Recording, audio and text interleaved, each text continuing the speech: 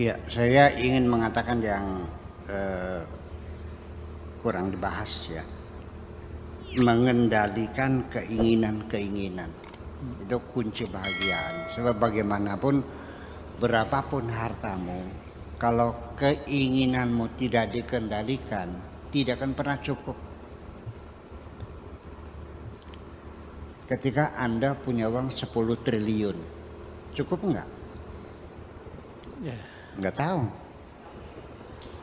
Saya nanya, apa keinginanmu? Dia terbatas mungkin juga. Ya kalau Anda ingin beli Pulau Bali, ya nggak cukup dong. Atau Anda ingin punya istri 4, yang satu istri diberikan istana, ya kan, bikin pabrik semuanya, ya nggak cukup juga. Nah, sejak kapan keinginan itu muncul? Waktu kita lahir, ini psikologi anak-anak, kan belum punya keinginan. Rasa takut saja kan baru muncul tahapan awal kan dengar suara yang keras, melihat wajah yang asing, itu aja kan baru aja. Ya, cenderung pada jenis lain kan di belakangan kalau sudah masa puber kan. Ya. Nah, keinginan ini sendiri sesungguhnya tidak semulus itu. Kita ingin mengontrol, ya, mengendalikan keinginan, tapi seringkali keinginan itu muncul dipaksa. Siapa yang memaksa? Itulah orang-orang yang tidak bermoral menawarkan komoditas-komoditas produksi pabriknya melalui iklan-iklan di tengah jalan yang sebesar-besar gajah melintang di tengah jalan dengan videotron dengan yang sebesar gajah, dipasang spotlight, ditambah dengan gambar wanita yang cantik-cantik yang buah dadanya kelihatan. Kita dipaksa untuk melihat. Dari situ lalu kita ingin. Itu kan untuk membangunkan keinginan Anda. Betul. Apakah advertensi periklanan tidak perlu ditertibkan? Yang mengganggu kenyamanan kota. Ada nggak penertibannya undang-undangnya? Belum kan? Belum terpikir kan? Nah kita juga sama.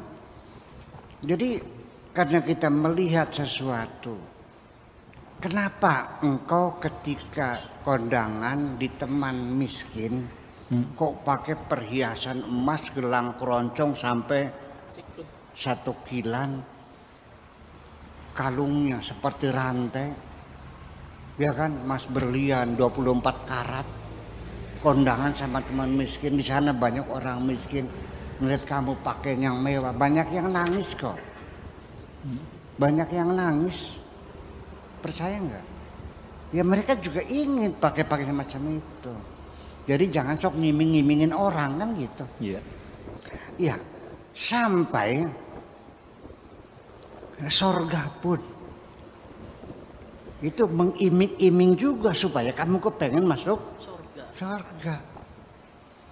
Ketika sesuatu kelezatan yang kau inginkan dalam ketentuan agama dilarang, supaya engkau bisa meninggalkan kelezatan yang kau inginkan di dunia, engkau diiming-iming dengan kelezatan di sorga kok. Sadar nggak?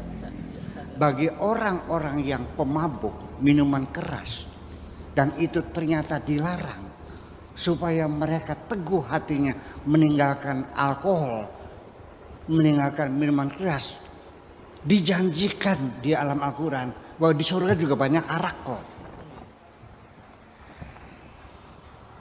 Anak yang suka melacur, yang suka cari cewek di setiap saat tempat, dilarang oleh Tuhan, jangan melacur berzina. Nanti kusiapkan bidadari yang cantik-cantik. Kenapa demikian? Supaya kamu mampu untuk meninggalkan larangan itu. Ini psikologi semacam itu. Nah makanya jadi itu tidak mudah mengelola, ya, merawat keinginan semacam itu. Ya, berawal dari melihat dulu, lalu muncul keinginan. Semua orang berbuat apapun itu didorong oleh keinginan. Jadi yang muncul keinginan dulu, bukan perbuatan dulu. Makanya innama amruhu idza aroda, ketika berkeinginan. Baru kun fayakun. Baru Allah menetapkan terjadi sesuatu. Jadi yang pertama adalah keinginan tuh sejak awal mesti dikontrol. Satu, supaya hidup kita ini murah meriah, nyaman dan enak dijalani, cobalah keinginan itu satu, ya, dibatasi. Dua, berdasarkan skala prioritas dan standar yang paling minim supaya nyaman. Standar paling rendah. Saya ulang lagi, perlu kawin nggak? Perlu. Jadi yang kita inginkan apa yang kita butuhkan, bukan yang kita inginkan. Kalau ingin terlalu banyak, yang kita butuhkan aja. Perlu kawin nggak? Iya, perlu. Seperti siapa perempuannya yang kau inginkan? Standar yang paling rendah, yang penting asal wadon. perempuan, kan murah meriah. Rumah perlu nggak? Perlu. Yang penting nggak bocor. Murah nggak? Murah. Iya. Makan perlu nggak? Perlu. Yang penting kenyang. Selesai. Sesungguhnya yang membuat kita jadi mahal itu adalah keinginan kita, bukan keingin kenyang, tapi ingin penghargaan. Ini yang terselip di dalam keinginan kita. Ingin dibilang hebat, ingin dibilang kaya, ingin dibilang dermawan dan sebagainya. Anda lapar, ya kan? Iya. Berapa kau habiskan? Ternyata 1,5 juta. Di mana kau makan? Di hotel Mandarin yang taplaknya pakai taplak putih. Setiap mangkok ada lilin yang menyala, selalu hangat. Ruangannya remang-remang dengan lagu-lagu yang slow, dan yang menyajikan adalah pelayan yang cantik-cantik. Harga satu mangkok soto itu 250.000 rupiah semangkok. Padahal Anda turun nyeberang Bundaran HI, sebelah HI ada jalan kebun kacang, ada orang jual soto juga, itu 15.000 semangkok. Airnya sama, garamnya sama, ketubarnya sama kok. Kenapa Anda makan di hotel Mandarin? Karena Anda ingin dihormati. Jadi akhirnya ternyata yang paling mahal itu adalah keinginan untuk dihormati. Terima kasih. Luar biasa. Ingin hidup bahagia atau ingin hidup kita bahagia, nyaman dan juga murah meriah, kendalikan keinginan, itu kuncinya.